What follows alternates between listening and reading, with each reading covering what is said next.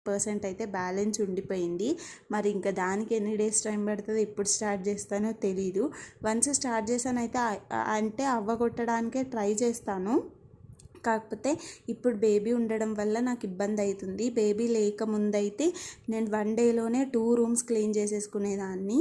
So అలా baby ఉండడం వల్ల తనని చూసుకోవాలి, తనకు తినిపించాలి, అన్నీ చేయాలి కదా. సో అలా అనేసి కొంచెం ఇబ్బంది అవుతుంది. సో ఇక్కడ చింతపండు వచ్చేసి ఊరు నుండి మా అత్తయ్య తీసుకొచ్చారు. రీసెంట్గా వచ్చారని చెప్పాను కదా వీడియోలో.